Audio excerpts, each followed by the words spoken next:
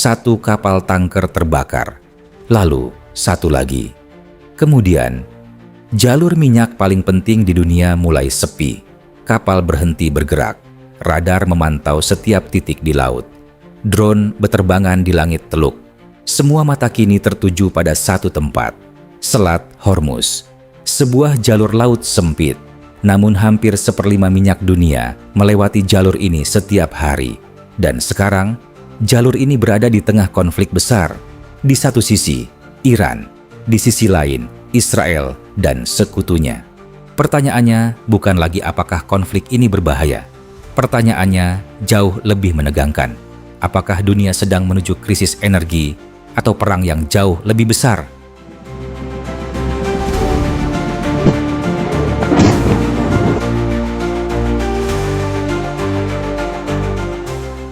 Beberapa hari terakhir, laut di kawasan Teluk berubah menjadi medan konflik. Kapal tanker diserang, bukan oleh kapal perang besar, tetapi oleh sesuatu yang jauh lebih kecil. Drone laut, kapal cepat, serangan tiba-tiba, ledakan terjadi di lambung kapal, api membakar dek tanker. Awak kapal berlari menyelamatkan diri. Sebagian kapal berhasil menjauh, sebagian lainnya tidak seberuntung itu. Serangan ini bukan kebetulan. Ini adalah pesan dari Iran kepada Barat. Jika konflik terus berlanjut, jalur energi dunia bisa ikut terbakar. Dan dunia langsung merasakan dampaknya. Harga minyak bergerak naik. Perusahaan pelayaran mulai ragu. Asuransi kapal melonjak. Beberapa kapal tanker bahkan memilih berhenti di laut, menunggu, mengamati, takut menjadi target berikutnya.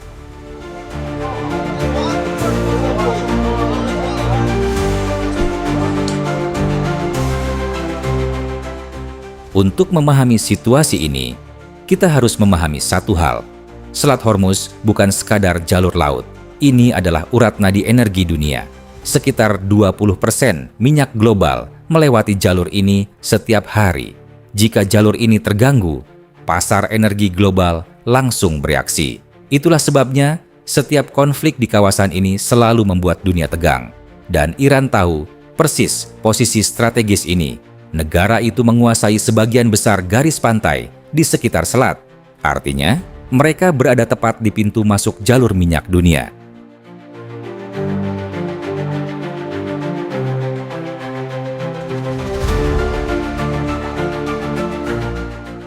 Ketegangan ini tidak muncul tiba-tiba.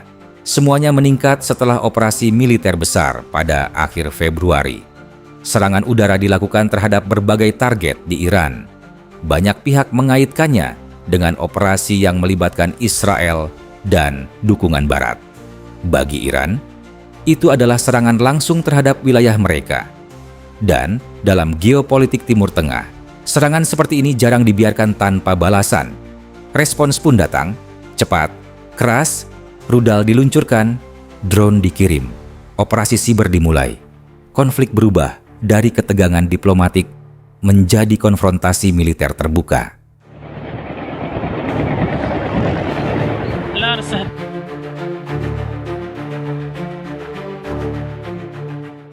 Gelombang rudal Iran mulai mengarah ke Israel. Targetnya beragam: pangkalan militer, infrastruktur strategis, beberapa fasilitas energi. Sirene peringatan berbunyi di banyak kota. Warga berlari menuju bunker. Sistem pertahanan udara Israel bekerja tanpa henti. Salah satu yang paling terkenal adalah Iron Dome. Sistem ini mencegat banyak rudal. Namun, tidak semuanya. Beberapa proyektil tetap berhasil menembus pertahanan. Ledakan terjadi. Kerusakan muncul di beberapa wilayah. Konflik kini terasa langsung oleh warga sipil.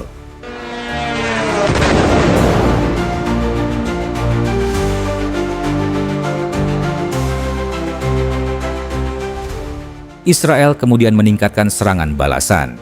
Jet tempur dilaporkan menyerang berbagai target di Iran. Fokusnya adalah fasilitas militer dan energi. Beberapa depot bahan bakar dilaporkan terbakar hebat. Asap hitam membumbung tinggi. Namun, kritik mulai muncul. Beberapa analis mempertanyakan apakah semua target benar-benar militer Atau apakah serangan juga mengenai infrastruktur yang berdampak pada warga sipil? Perdebatan ini terus berlangsung. Seperti hampir semua konflik modern, narasi menjadi bagian dari perang itu sendiri.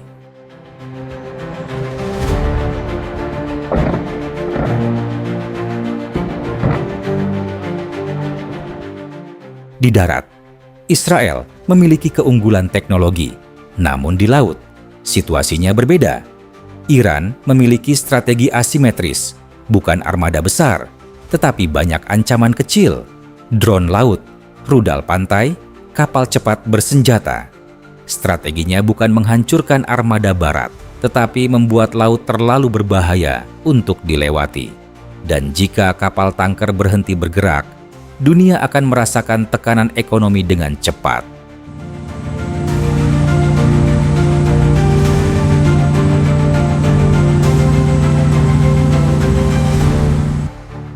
Amerika Serikat mulai memperkuat kehadiran militernya di kawasan. Kapal perang dikerahkan, armada laut diposisikan di teluk. Namun, menjaga setiap kapal tanker bukan tugas mudah. Wilayahnya terlalu luas, ancaman terlalu banyak. Satu drone kecil saja bisa memicu krisis besar.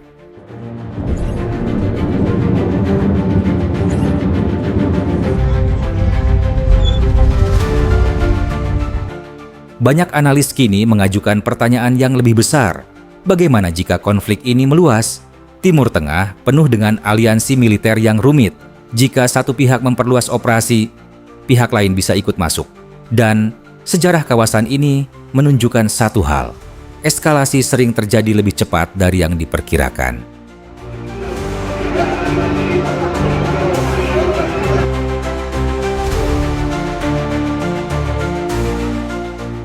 Hari ini, sebuah kapal tanker terbakar di laut.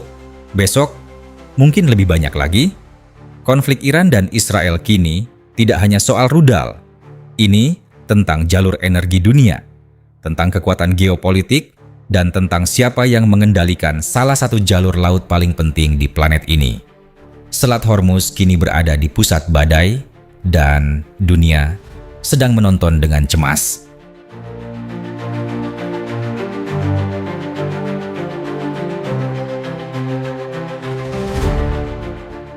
Di dunia modern, perang tidak selalu terlihat seperti perang. Kadang bukan tank yang melintas di jalan, bukan juga tentara yang bergerak di perbatasan. Kadang perang terlihat seperti ini, sebuah rudal yang melintas di langit malam, sebuah kapal tanker yang terbakar di laut, sebuah jalur perdagangan yang tiba-tiba menjadi medan konflik. Ketegangan antara Iran dan Israel mungkin terjadi ribuan kilometer dari kita. Namun dampaknya bisa terasa di seluruh dunia. Harga energi, stabilitas ekonomi, keamanan global, semua saling terhubung. Karena itu, penting bagi kita untuk tidak hanya melihat konflik sebagai sekadar berita, tetapi sebagai pelajaran tentang bagaimana geopolitik dunia bekerja. Bagaimana keputusan para pemimpin negara bisa mempengaruhi kehidupan jutaan orang. Dan bagaimana sebuah jalur laut seperti Selat Hormuz bisa menjadi titik yang menentukan stabilitas global. Disinilah kita semua perlu berhenti sejenak, berpikir, menganalisis, dan mencoba memahami gambaran yang lebih besar. Karena dunia yang kita tinggali hari ini adalah dunia yang saling terhubung. Jika Anda menikmati analisis seperti ini, dan ingin melihat lebih banyak pembahasan tentang geopolitik, militer, dan dinamika dunia, Anda bisa membantu channel ini berkembang dengan cara sederhana. Dukung channel ini dengan menekan tombol like, berbagi video ini kepada teman atau komunitas Anda, dan tentu saja subscribe agar tidak ketinggalan analisis berikutnya. Dukungan Anda membantu channel ini terus menghadirkan konten yang lebih mendalam, lebih objektif, dan lebih informatif.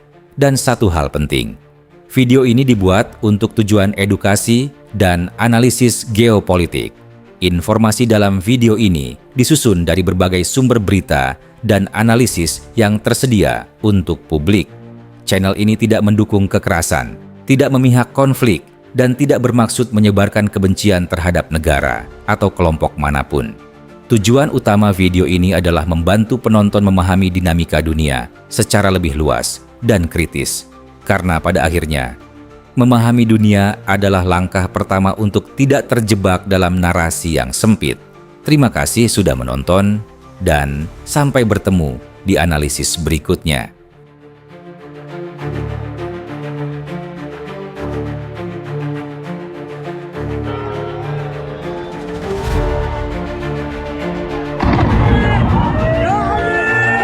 Vai, un affair, un affair.